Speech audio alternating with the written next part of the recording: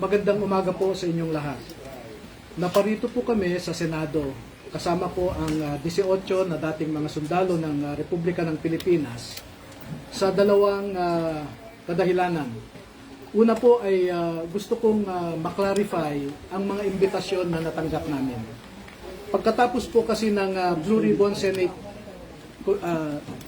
Blue Ribbon Committee hearing noong June 4, bandang alas 2:30 po ng hapon, nakatanggap po ako bandang alas 8 ng gabi ng isang imbitasyon na pinapatawag ulit kami sa Senado sa araw na ito, Lunes. Nagkaproblema po ako dahil pagkatapos ng June 4 hearing ay nagsiuwian sa kanilang mga probinsya yung ibang mga sundalo at sinamahan din nila yung si Walter Manalansan para sa lamay ng kanyang kapatid na namatay noong umaga ng June 4 din, 2026. Kaya minarapat ko po na sumulat kay Senator Cayetano noong araw din na yon, noong gabing yon, no? So makikita ninyo dito ang in-email ko na sulat, June 4 din ang petsa, humihingi ng guidance kay Senate President Alan Cayetano. At bakit ko po in-address kay Senate President Alan Cayetano ang aking sulat? Despite the fact that some senators are claiming he is no longer the Senate President, I have here a video just 2 days ago na sinasabi ni Senator Erwin Tulfo na ang Senate President pa rin ay si Alan Cayetano.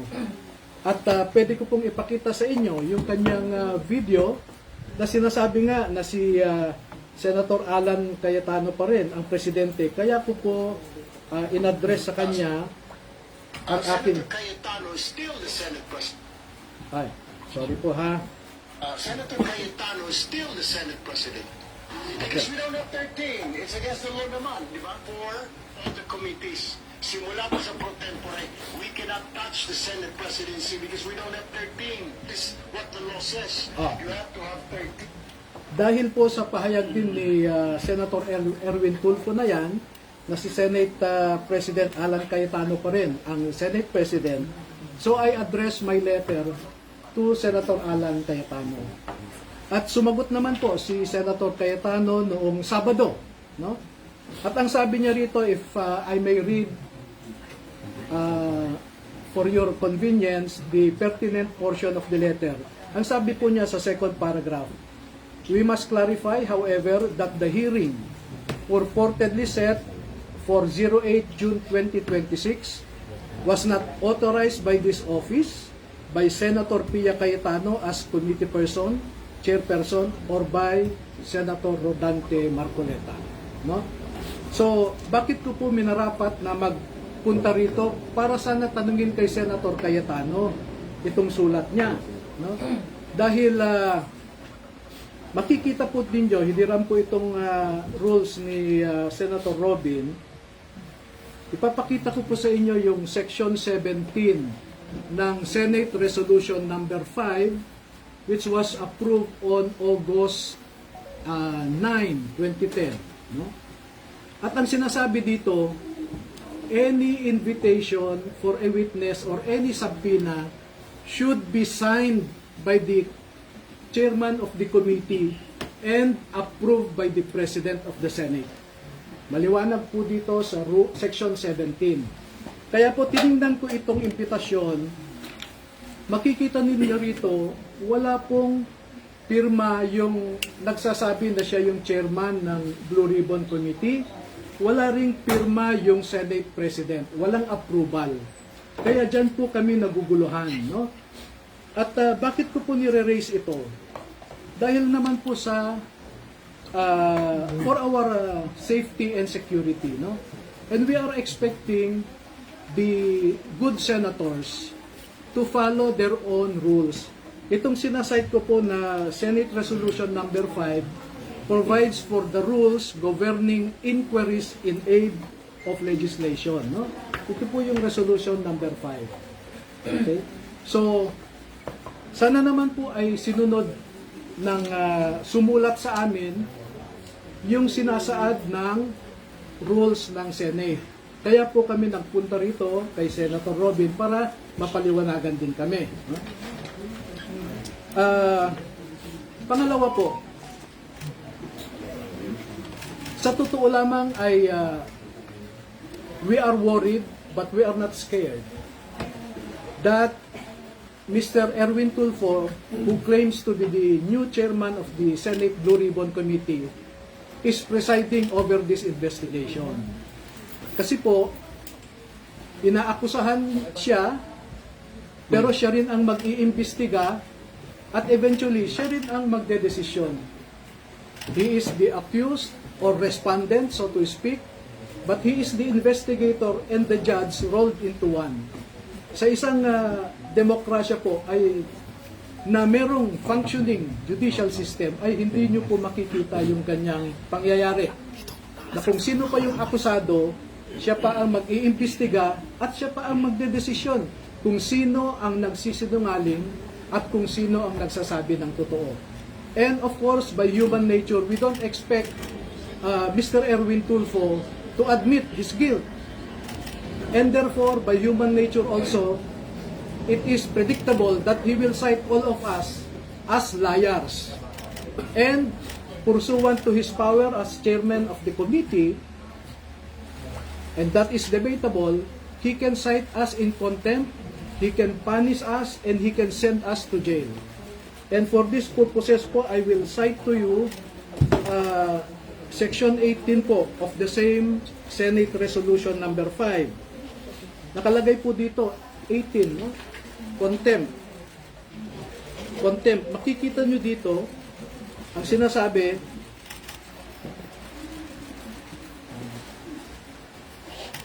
ito, babasahin ko po. The chairman, with the concurrence of at least one member, may punish or cite in contempt any witness before the committee who disobeys any order of the committee or refuses to be sworn or to testify or to answer a proper question by the committee or any of its members, or testifies falsely or evasively. Sa tingin nyo ba, sasabihin ni Mr. Erwin Tulfo that we are testifying truthfully? Sasabihin niya yan, you are testifying falsely. And what is the consequence of that? Contempt. And once you are cited in contempt, itong rule po na ito ay inamend ng Senate. We have resolution number 145. Senate resolution number 145. Ang matindi po ikukulong kami. No? Ito,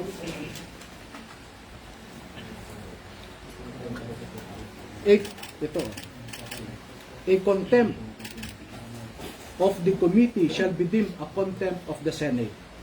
Such witness may be ordered by the committee to be detained in such place as it may designate. No? Pwede nila kaming ipadala sa Pasay City Jail. No? That is the danger, no? Give me few minutes na lang. So yun po ang, having said all of those, this is our humble request to the members and leadership of the Senate of the Republic of the Philippines.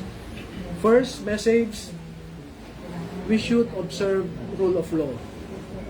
We should observe your own Senate rules. If you do not follow your own rules, how can you expect us, non-senators, to obey your rules? Second, we humbly ask, we respectfully ask the members and the leadership of the Senate of the Republic of the Philippines to observe statesmanship, not brinkmanship. No? We observe delicadeza. Delicadeza is addressed to the senses of the senators who were named in the affidavit of the 18 former soldiers. Hindi po pwede sa isang demokrasya na kung sino pa yung inaakusahan ay siya pa ang mag-iimbestiga at siya ang magdedesisyon kung sino ang nagsasabi ng totoo o hindi. Ito na lamang po ang panghuli na mensahe ko sa ngayon naman ay kay Senator Robin Padilla. na isang membro ng Blue Ribbon Committee na pinamumunuan ni Senator Pia Cayetano at ang subcommittee chairman na si Senator Rodante Marcoleta. Na hinanap po namin sila ay wala sila ngayon, kaya bilang membro ng Blue Ribbon, sa kanya ko ihahatid ang aking mensahe.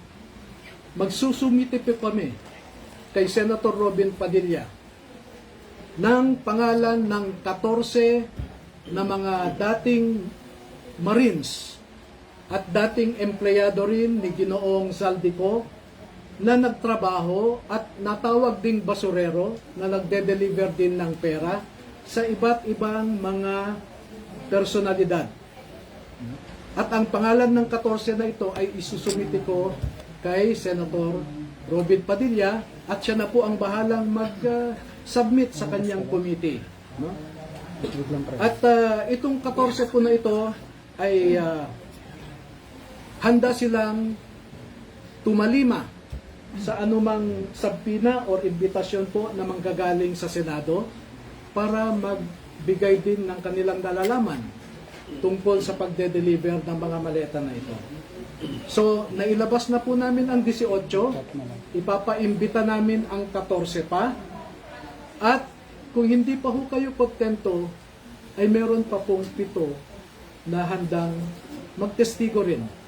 Ihuhuli ko lamang po yung 7 dahil nasa isang maselan silang kalagayan na kung sa tingin ko makumbinsi naman ang ating mga mamamayan ay sapat na po yun. So yan lamang po at maraming salamat sa inyong lahat. Sir, to clarify, after po this press con, pupunta po ba kayo sa inyo? Yes. Sir, do you want Senator Erwin to inhibit? By rules of decency, he should. What would you request, sir, sa hearing mamaya na mag-inhibit siya? Well, we will manifest what I said to you earlier, that we should observe statesmanship. No? Pangit naman yung ikaw na yung nireklamo, ikaw pa mag-imbestiga, ikaw pa ang maging huwes. You mentioned earlier you expect them to cite the witnesses in contempt, sir? Well, if you look at the rules, no, it says there that if you falsely testify, you can be cited in contempt. Now, if the former soldiers will affirm and confirm what they stated in their affidavit, what would be the response of Mr. Erwin Tulfo and other legislators similarly situated? Sasabihin ba niya, nagsasabi kayo ng totoo? Hindi po. Ang sasabihin niya, nagsisinungaling kayo. Ngayon pa nga lang, hindi pa kami nagpakita, sinabi na niya na nagsisinungaling kayo. At kung sinabi niyang nagsisinungaling kami, ano po ang consequence niyon? Binasa ko po sa inyo ang Section 18 ng Senate Resolution number 5 as amended by Senate Resolution number 145 dated February 13, 2013. So wala kaming ibang patutunguhan kundi kulong po eh. And that is why the logic of our request, the reason, the basis for our request is for him to recuse himself, to inhibit and let those who were not named in the affidavit to preside over the investigation. Pero he can participate, sir, si Senator Erwin. Yes, we Basta wag welcome. lang chair. Yes, yes. Si And, Senator, sorry sir, Senator Robby, may sinabi ko kasi si Senator Erwin sa baba. Pinatatanong po sa inyo kung sasamahan niyo po ang naging walubisan mo. Kung ano ang nais ng aking mga bisita, yun ang mangyayari. Pero hindi ako uupo dun sa consultative meeting. And sir, Kulang ako kayo sa po, tabi ninyo. Dahil po, we will not oblige Senator Padilla to accompany us. We can go there on our own. I want to impress upon you, dear media members, that we are acting on our own. We are not upon the dictates of anyone. And let me respond to 3 serious allegations coming from so-called high government officials. Number 1, sinabi ni NBI Director Matibag doon na peke daw ang mga ito. Hindi raw sila dating mga sundalo. Okay? Yun ang allegation niya ngayon. Pero hindi ba stop ang grupo niya? Ito, basahin ko yung natanggap kong investigasyon. Nakalagay dito, we invite Attorney Baligot and the former enlisted personnel of the Philippine military.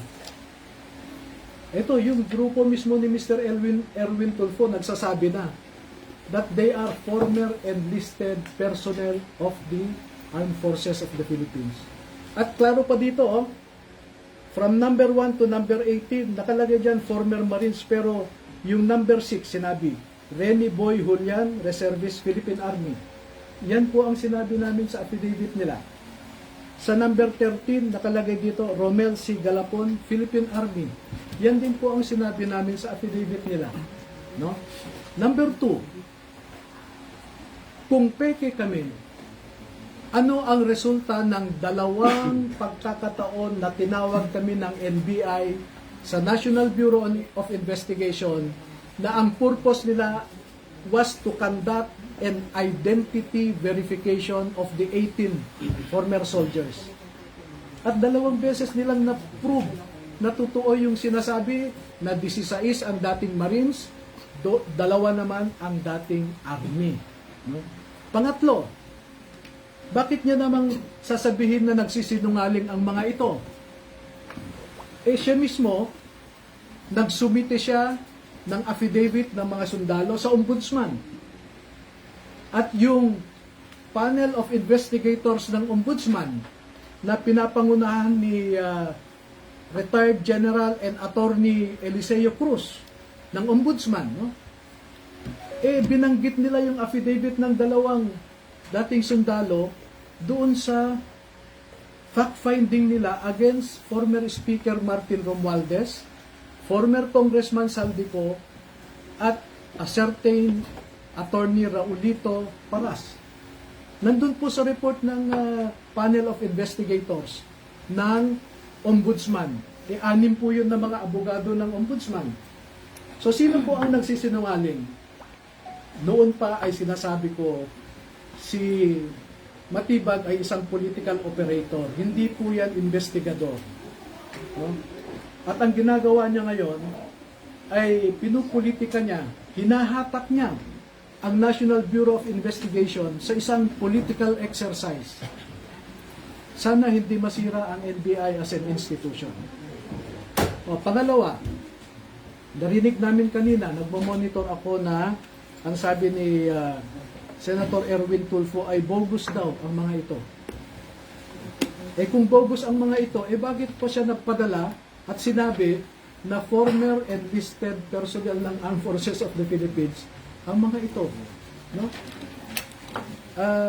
I think there is duplicity in the words of coming from the mouth of Mr. Erwin Tulfo. Attorney, ano masasabi niyo dun sa binabanggit ng NBI na may inconsistencies dun sa naisubmit sa ombudsman dun sa naging testimonya na nasa Senado noong Huwebes? Naku po, sabi ko nga, sabihin niya yung inconsistencies, no? And by the way, Halimbawa, sir, yung binabanggit nila, nakalagay dun sa original na affidavit ng 18 na may mga pulis na namburiki dun sa maleta. Pero dun sa ombudsman, nakalagay na lang dun na may mga pulis na tumulong para mag-deliver ng mga maleta, na wala na yung pagburiki. alam nyo, ganito, ang pagbasehan po ninyo sana ay yung pirmado at notaryado na affidavit ng mga ito. Kasi may mga kumalat na may mga nagdagdag o may nagbago at ibinibintang nila sa amin yun. Eh dapat nga makasuhan yan si Matibag kung saan niya kinuha yung peke na affidavit na yan eh. He relies on a fake document and puts the blame on us. Anong klaseng investigador yan? Nevertheless, as I said earlier, no less than the panel of investigators of the Office of the Ombudsman lend credence to the allegations of the 18 Marines. So how about the claims na kasama daw po si Senator Loren de Garra doon sa affidavit? And Hindi in-expound nung last week. Eh, dapat sada kasi nag-attend sila ng Senate Blue Ribbon Committee hearing para sila ang nagtanong. Eh, ba't nila kami pagbibintangan kung wala namang nagtanong? Diba? Pero nandun din sa affidavit, sir. Nandun po sa affidavit eh. Nag-deliver din po kay Sen. Loren at kay Sen. Mark. Sa? Hindi po nila binabawi yung sinabi nila na nag-deliver sila kina Sen. Loren at Sen. Mark. Kami po ay kwan, no? Let me clear this out with you now. Noong in-interview ako sa, I think it's the group of Ed Lingaw, no? Merong babae doon na kwan eh. She was not interviewing but rather anyway, ang sabi sa akin, Attorney, bakit nasama si Laila de Lima sa listahan ng mga Congress members na hindi naman siya miyembro ng Kongreso noon? No? At pinapalabas nila ngayon, nasa kulungan pa raw si Laila de Lima noon, paano siya makatanggap? No? At dahil po dun sa pagtatanong, ang sabi ko ay, ang nabanggit kasi ng mga dating sundalo ay Congresswoman Laila de Lima. At ang explanation nila sa akin ay, Sir, nung ginagawa kasi natin itong affidavit bandang February, ay Congresswoman na si Laila de Lima. And out of respect, we addressed her as Congresswoman Laila de Lima. At ako naman, ay isinama ko nga siya, no? Doon sa listahan ng mga Congress members. But that is a peripheral issue. The central issue is, did she receive or not? And minemaintain po sila, minemaintain nila na nakatanggap sila. Sir, when, How about sila Senator Loren and Senator Senator Mark Mark Villar, ano po yung Ano? nakalagay po sa affidavit? Okay, ganun po, no? Noong in-interview ako nila Ed Lingaw, sometime first week of March yan. So pinatawag ko sila lahat, no? Sabi ko, klaruhin nga natin ito. Bakit nyo nasabing Congresswoman Laila de Lima? So in-explain nila. At dahil hindi ako nakontento, pwede bang isa-isahin natin ang bawat pangalan na binanggit ninyo? So ilang araw po kaming nag-review, no? O sabi nyo, ikaw, Tube, sabi nyo ganito. I-confirm nyo sa akin. So mahabang proseso, no? Meron pong, at ito, with all sincerity, we are man enough to admit a mistake and brave enough to correct it. Okay? Doon po kay Senator Villar, sabi nyo, no? Wala pong pinabago doon. As is po yan, no? Kay Senator Chis Escudero, kasi siya yung minority yata noon, no? Si Mark, si Senator Loren ang magkakasama sa majority. Magkakasama sila Tulfo noon, no? Tinanong po kay Chis Escudero. So, ang nangyari po ay, Sir, meron pa kaming hindi na ibigay sa iyo na picture eh. So, nagbigay sila ng mga pictures, no? Na doon mismo sa bahay ni Senator Chis, no? So, remember, this happened in March, yung pag-review namin. March, ano pong year? 2026, March. No? Majority pa yata sila Senator Loren noon. Ano po, no? Pati si Mark Villar, etc. Ngayon, pagdating kay Senator, yun nga, Mark Villar, sabi ko, iklaro nyo yan. So, nag-recollect yung mga nagsasabi.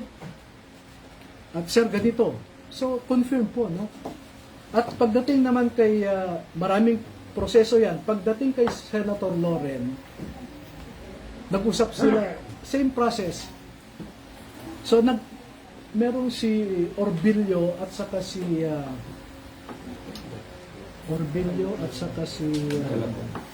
Galapon, no? Sabi nila, Sir,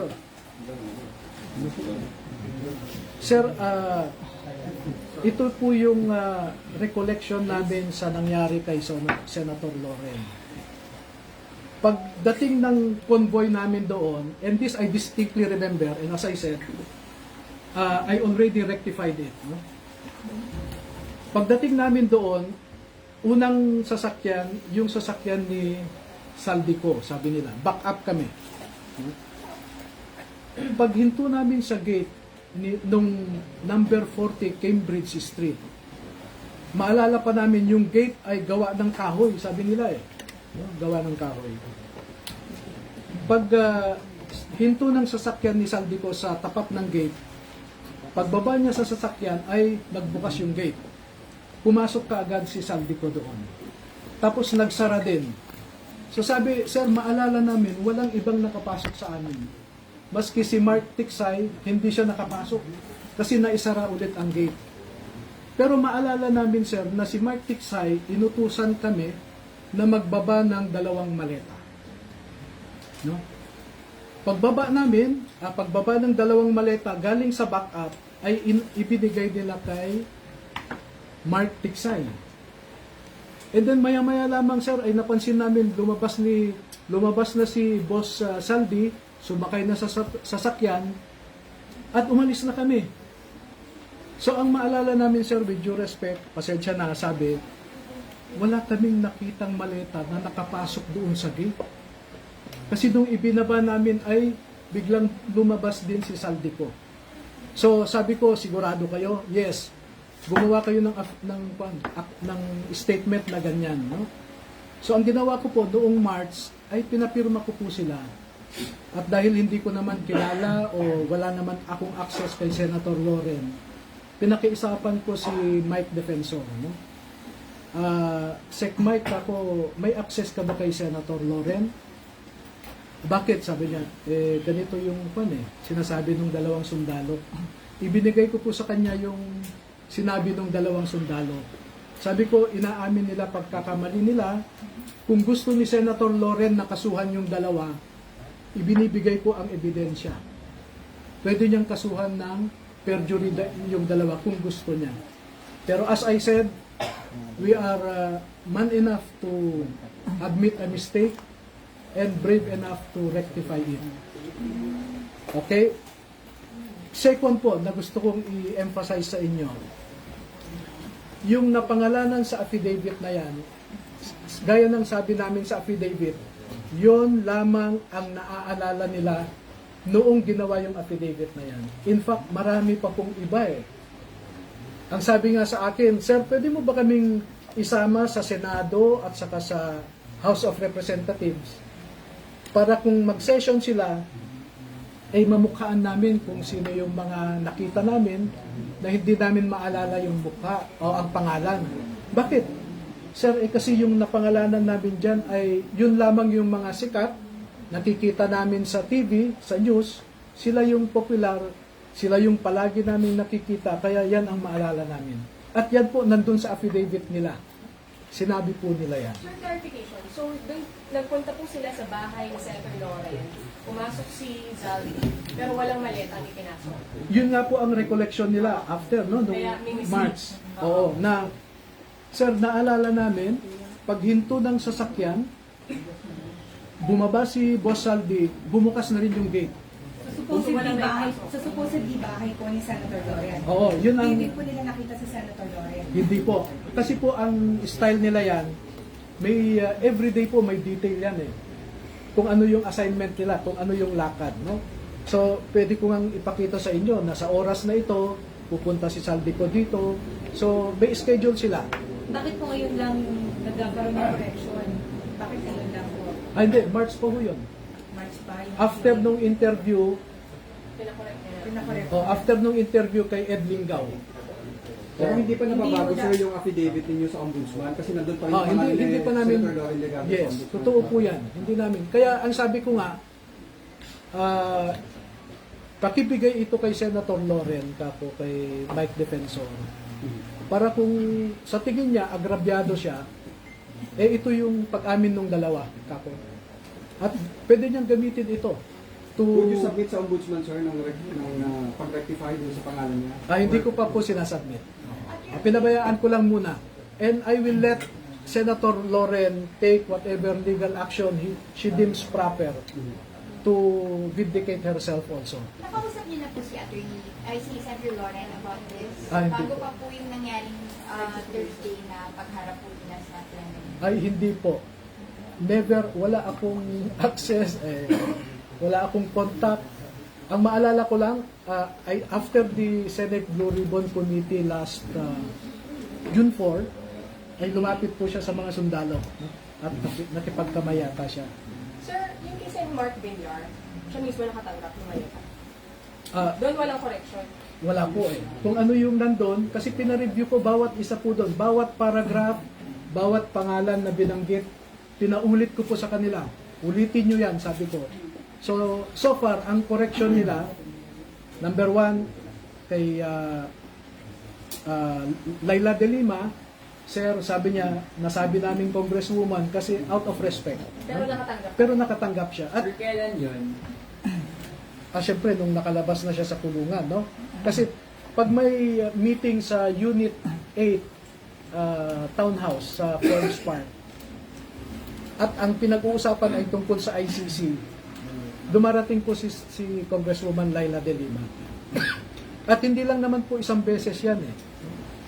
And as I said, pag lumabas po, pag inimbitahan ng Blue Ribbon yung 14 na bagong mga testigo, kung mamarapatin ng Senado na imbitahan sila, ay magkukwento pa po sila kung ano yung nalalaman nila. Kasi marami pong marami pong detalye na hindi ko sinama sa affidavit nila. Bakit?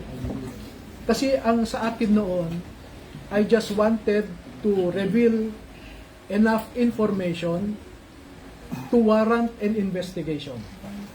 No? At pag nagkaroon ng investigation, sabi ko, doon nyo ilalabas lahat ng gusto nyong sabihin. At true enough, nakatanggap ako ng imbitasyon sa Office of the Ombudsman. No? Mag-uumpisa kami sa June 11. Iisa-isahin po nila ang 18. I-interviewin sila ng mga abogado ng Ombudsman, yung panel of investigators. At doon po nila ibabahagi lahat na ng informasyon na alam nila. Nung Senate hearing nga sa yung Blue Ribbon po na nakaraan, may mga lumabas po doon na gusto sana namin hindi mo na lumabas pero hindi nila naiwasan na maikwento, no, yung iba. So, sa June 11 na po yung pag-rectify doon sa mga naunang na-submit doon. Most likely, mangyayari. Pagka tinawag po sila, kasi may schedule, no, sa June 11 in the morning si Buduan, no? Sa June 15 si Esquivel. Hindi sila sabay-sabay. Hindi po, isa-isa po yan. Okay. Okay, June 11 si Buduan. Sa June 15 si Taberdo sa umaga, si Tube sa hapon. Sa June 16 si Esquivel sa umaga, si Navidad sa hapon. So, dire-diretso na po yan, no? Sir, sorry. Clarification. Yung kay Sen Mark, siya mismo ang tumanggap. May details ba? Na pwede ko- Ay, hindi po sinabi na si Senator Mark mismo. Pero ang nakita nila, bumaba sila, nagbaba ng maleta at naipasok yata sa gate. No? ng bahay ni Yung address na yon. Saan address?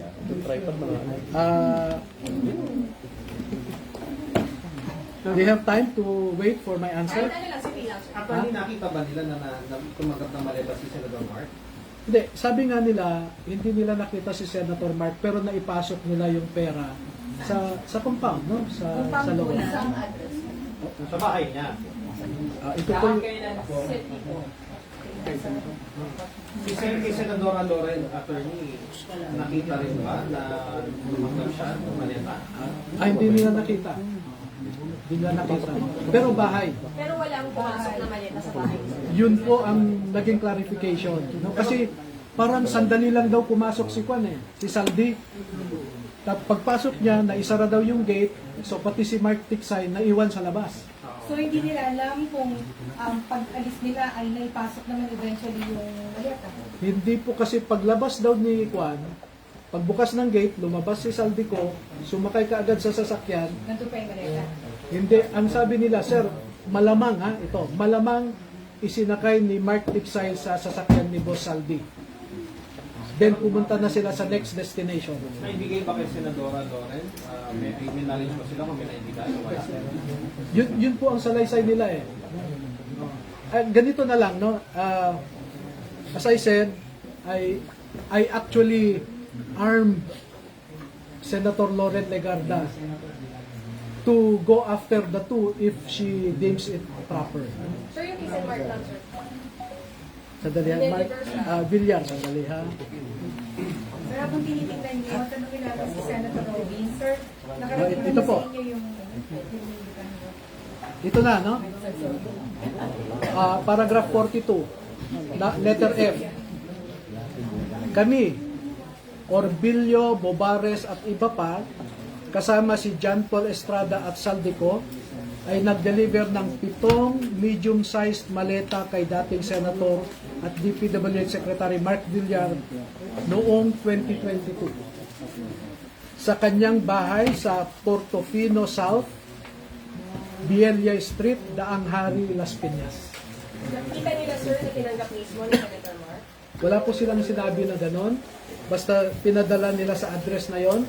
At pagdating po ng masusing pagtatanong ng panel of investigators ng ombudsman, no, ay dyan po nila maging official na sabihin kung nakita nila o hindi. Pero naipasok, sir, yung maleta dun sa compound. I think so. Pero kay Senadora Loren, hindi. Wala sila nakita. Hindi nila nakita na nakapasok sa gate. Kasi yun yung what they clearly recalled was that pagbaba ni Saldico, nagbukas ang gate, pumasok siya, sinara din yung gate daw. So, pati si Mark Tiksay, na usually sumasama sa kanya, naiwan sa labas. Sa reaction po, mamaya magsasampa daw ng libel charges si Senator Eddie Tulfo sa Pasay City Court. Wala pong problema. We expect all of this. Pero attorney ngayon, kung anumang Blue Ribbon Committee ang gagawa ng hearing, pupunta po lahat. Opo. For the record po. Yes. Thank you. Maraming salamat. Salamat, namahilig mo ako.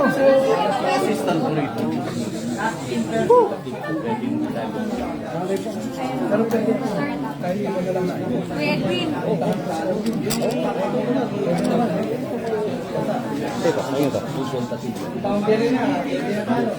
Hindi ka pwedeng makonsulta.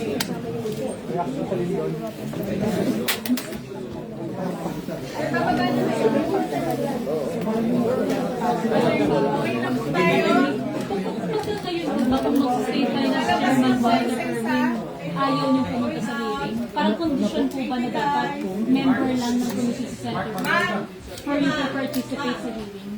O okay lang kay Chairman? Okay lang, kung mag-chair siya, discretion niya yun. No? Pero as I said, being public officers, no? He should observe decency, fairness, and he should be a statesman. That's what our country needs, statesmanship. Pero pupunta po kayo, sir, today sa hanggang Dadaan ako.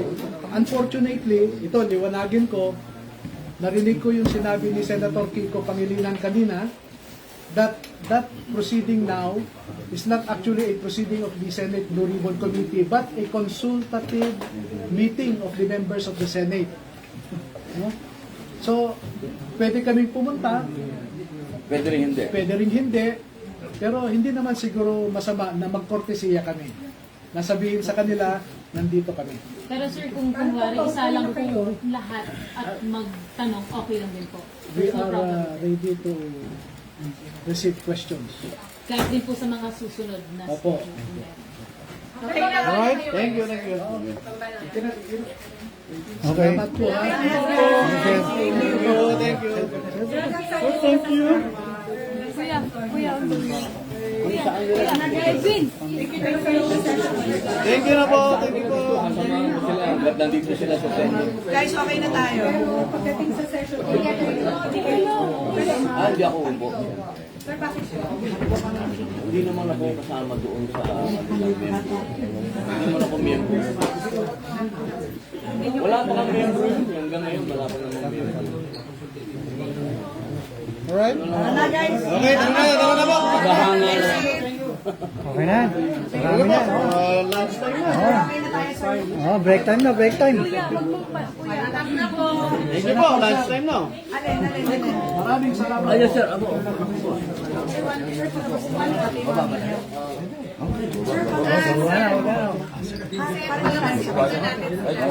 Okay guys, kamusta tayo? Okay, thank you po. Thank you. Sir,